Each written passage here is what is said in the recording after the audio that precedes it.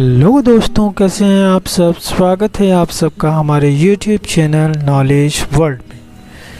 दोस्तों, आज हम बात करने जा रहे हैं सबसे ज़रूरी और सबसे ज़्यादा यूज़ होने वाले फंक्शन पाइवट टेबल के बारे में। तो दोस्तों, पाइवट टेबल में हम बात करेंगे पाइवट टेबल क्या है, पाइवट टेबल की कैसे यूजेस होते हैं, किस तरीके से यूज़ किया जाता है और इससे होने वाले फ़ायदों के बारे में। तो दोस्तों, बिना किसी देरी के शुरू करते हैं आज का वीडियो इस इंट्रो के साथ।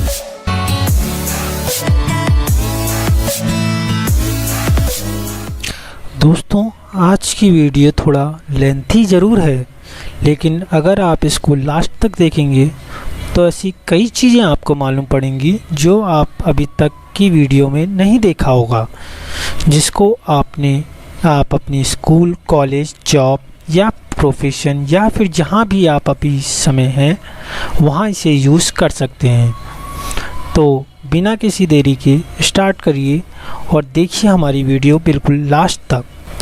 तो दोस्तों, पाइवट टेबल के बारे में बताने से पहले आपको बताऊंगा, इस वीडियो में मैंने 3 तरीके से इस वीडियो को डिवाइड किया है। पहला भी पार्ट मैंने आपको बताया है पाइवट टेबल क्या है, दूसरे पॉइंट में मैंने बताया कि पाइवट टेबल के एडवांटेज क्या है, और थर्ड पार्ट में मैंने आपको बताया है पाइवट टेबल को कैसे बनाते हैं, जो कि एक प्रैक्टिकल पार्ट है।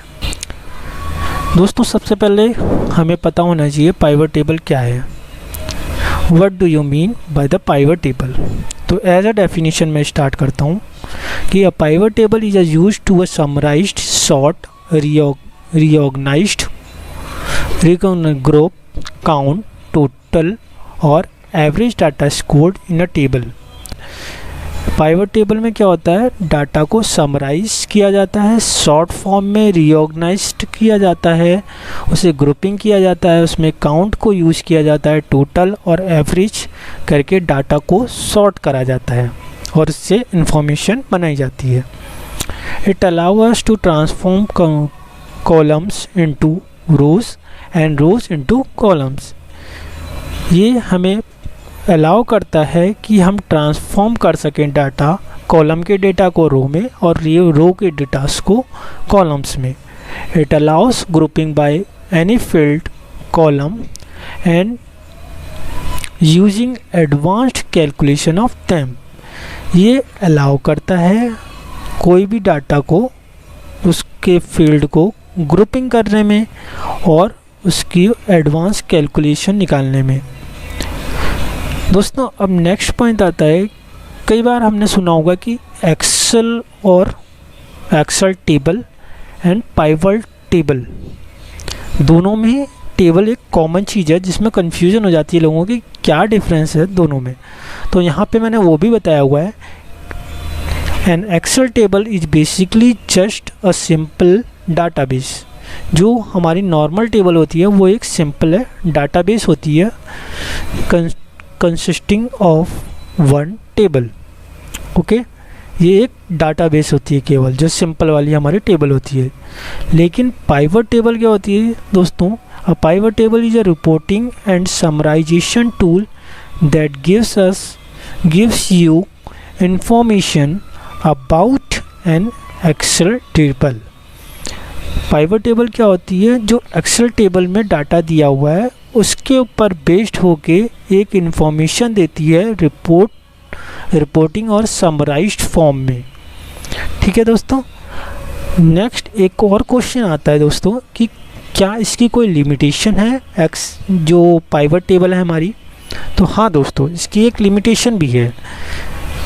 अगर हम कहें कॉलम के सेंस में तो इसकी एक लिमिट होती है 32,768 आपकी कॉलम लिमिट होती है, और रो के केस में it is 231 means 2 to the power of 31, जिसका मतलब मैक्सिमम आप 2.1 बिलियन आइटम इसमें रिकॉर्ड कर सकते हैं।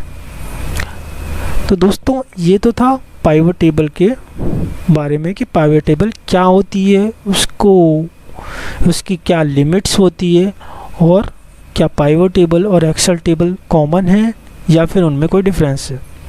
नेक्स्ट पॉइंट है कि उसकी एडवांटेज क्या होती है। तो एडवांटेज में दोस्तों हम बताएंगे the benefit of pivot table. इसका दोस्तों पाइवट टेबल का बेनिफिट होता है फर्स्ट कि पाइवट टेबल यूज़र फ्रेंडली होती है, ये बहुत जल्दी क्रिएट की जा सकती है, instant data, create instant data. Third, pivot table makes data analyze easily. Fourth, pivot table summarize data easily, means बहुत जल्दी समराइज की जा सकती है, बहुत जल्दी एनालाइज किया जा सकता है डाटा को। Pivot table assist in finding data patterns, ये डेटा पैटर्न को फाइंड करने में भी बहुत जल्दी हेल्प करती है। And pivot table creates accurate report faster, ये बहुत जल्दी एक्यूरेट रिपोर्ट देती है। तो ये हैं सबसे ज़्यादा इम्पोर्टेंट यूज़ जो कि पाइवट टेबल के यूज़ करने से मिलते हैं। नेक्स्ट पॉइंट आते हैं हम इसके प्रैक्टिकल पॉइंट पे कि हम इस पाइवट टेबल को कैसे बनाते हैं। तो दोस्तों प्रैक्टिकल पॉइंट में सबसे पहले हम ओपन करेंगे अपनी एक्सेल को। स्टार्ट मेन्यू में जाके एक्सेल जो मैंने ऑलरेडी बना रखी है मैं डायरेक्ट से ओपन करता हूँ पाइवट टेबल। इसमें दोस्तों मैंने कुछ डेटा पहले से प्रिपेयर कर रखा है, जिसमें कि मैंने document date, supplier name, reference, description, tax amount कि कितना अमाउंट हुआ है उस बिलिंग का और कब का उसका पेमेंट आया है वो मैंने डिस्क्राइब किया। अब मुझे इसमें पता करना है कि सपोज़ 2 तारीख को मेरे पास टोटल कितनी अमाउंट आई हैं और किस किस से आई है, इस तरीके से पता करना है। क्योंकि अगर मैं ऐसे देखूंगा तो मुझे काफ़ी डेटा है जो कि मुझे काफ़ी टाइम लग जाएगा फाइंड करने में। तो दोस्तों इसमें अब मैं पाइवट टेबल कैसे यूज़ करूंगा, सबसे पहले इसको मैं पूरा सेलेक्ट कर लूँगा, फिर टेबल्स इंसर्ट में जाके टेबल पे क्लिक करूँगा। अगर आपको नई वर्कबुक पे कॉपी करना है पूरे फॉर्मूले को, मतलब जो डिस्प्ले है आपका वो दूसरी शीट में आए, तो यहाँ से आप न्यू शीट भी कर सकते हैं। या फिर अगर आपको एग्जिस्टिंग मीन्स यहीं पर ही आपको चाहिए कि यहाँ पे कहीं मैं मेरे को अपनी रिपोर्ट भी दिख जाए और डेटा भी यहाँ दिख जाए दूसरी साइड, तो आप वहाँ पे एग्जिस्टिंग कर सकते हैं। या फिर मैं यहाँ पे यूज़ करना चाहूँगा एग्जिस्टिंग, और लोकेशन सेलेक्ट करने के लिए मैं शीट 2 पे जाऊँगा और यहाँ पे जाके इसको सेलेक्ट भी कर सकता हूँ। तो पहले मैं फर्स्ट ऑप्शन आपको दिखा देता हूँ, न्यू शीट में जाके ओके कर दूँगा। यहाँ पे आपका ओपन हो गया। अब मैंने जैसे कि आपको पहले ही बताया कि मुझे यहाँ पे चाहिए कि पेमेंट को, एक पेमेंट जो डेट है उसमें कितने कितने सप्लायर ने मुझे कितने अमाउंट दी है। तो सबसे पहले मैं पेमेंट डेट लूँगा, उसके बाद फिर सप्लायर्स नेम लूँगा और टैक्स अमाउंट यहाँ पे शो करूँगा। रिपोर्ट वाइज चाहिए मुझे तो मैं डेट को यहाँ पे रखूँगा और रो लेबल में मैं सप्लायर्स की नेम डालूँगा और यहाँ पे उसकी अमाउंट्स आ जाएंगी। अब मैं यहाँ पे जाऊँगा, सपोज़ मुझे कोई पर्टिकुलर डेट 20 जुलाई 2011 को मेरे वो किस किस से पेमेंट और कितनी आई थी करना होगा। तो मैं यहाँ देखूँगा मुझे 20 तारीख को कोई भी पेमेंट नहीं आई है। दूसरा मैं कहूँ कि मुझे किसी और डेट को चेक कर लेता हूँ, 7/5 को रैंडमली चेक कर रहा हूँ दोस्तों ये डेट्स। इसमें मुझे सिटी लॉक से 536 अमाउंट की इन पेमेंट आई थी।